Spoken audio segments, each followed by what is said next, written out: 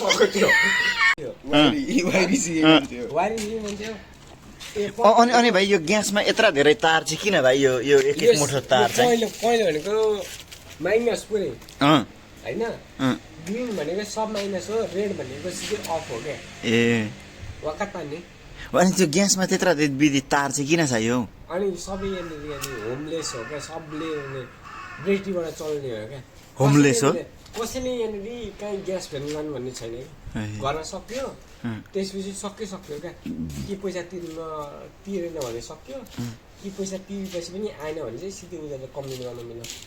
त्यही भएर होमलेस भएको हो क्या सिधै होमलेस हो होमलेस हो घर घरमा अनि केटीले भन्दैनन् घर घरमा ग्यासको पाइप भन्दैन यही हो क्या त एक्जाम्पल ए यही हो घर घर ग्यासको पाइप चाहिँ सो यो चाहिँ यो ग्यास चाहिँ बिग्रेर मात्रै हो अर्को हामीले फेरिसकेको छ तर घर घरमा ग्यासको पाइप भनेको चाहिँ यही हो ए थाहा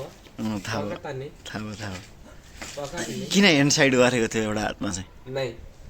त्यो चाहिँ कस्तो भने मलाई प्यारालाइज भएको थियो अनि मेरो हात चाहिँ एउटा यस्तो हुन्छ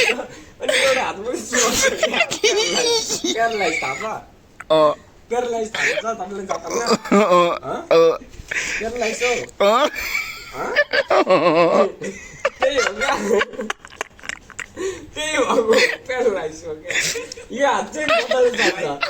एउटा कामले काम गर्छ 28 घन्टा तर एउटै हातले काम गर्छ क्या सौचो बनाउने बनाउने एउटै हातले काम गर्छ त्यो एउटा हात चाहिँ के भएको यतापट्टिको चाहिँ यताको प्यारालाइज त्यो हुन्छ नि त्यो सानो जस्तो कि ऊ त्यो चाउचाउ टिप्नु पर्यो भने कसरी टिप्छ तिम्रो त्यो हातले कुन चाउचाउ त्यो भुइँमा चाउचाउ छ त यो होइन अर्को हातले टिप्नु पर्यो भने चाहिँ अर्को हातले टिप्दै प्यारालाइज ए यो हातले चाहिँ मजाले टिप्छ ए खुट्टो पनि के प्यारालाइज हो कि ठाडो हुँदो रहेछ त यसरी दाहिने हातमा दाहिने खुट्टाकै एउटै प्यारालाइज हुन्छ नि तपाईँ थाहा छैन ए एकै त्यतापट्टि लडेर हो क्या हो होइन त्यो सानोमा त्यो जन्मिँदाखेरि त्यस्तै हो कि खुट्टो पनि त्यस्तै हो यसो कसो होटलमा भने कति आनन्द हुन्छ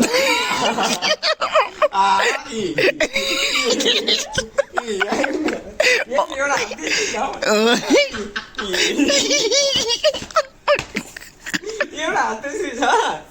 अनि यो हात नाच्छ नि हो दाइ अर्को चाहिँ ठाडाको ठाडै समस्या पर यिनलाई समस्या रहेछ नि यो कुरो अहिले फेरि दुइटै ठाडो पारेछ अनि एक्सर्साइज एक्सर्साइज हो होइन प्यारालाइज भएको मान्छेले एक्सर्साइज गर्यो भने ठिकै 3 महिना ठिक हुन्छ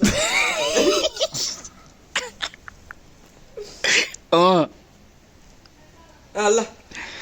गुड ओके अब चाहिँ ठिक हो 1 को यदि हजुरहरूलाई मेरो प्रस्तुति मन परेको छ भने लाइक कमेन्ट सब्सक्राइब सबै थोक गरिदिनु होला यदि कमेन्टमा केही चित्त नबुझेको कारणले प्रतिक्रिया दिनु होला होइन प्रतिक्रिया दिनु होला हस् त धन्यवाद तिमी के भन्छौ म नि सही त्यही भन्न चाहन्छु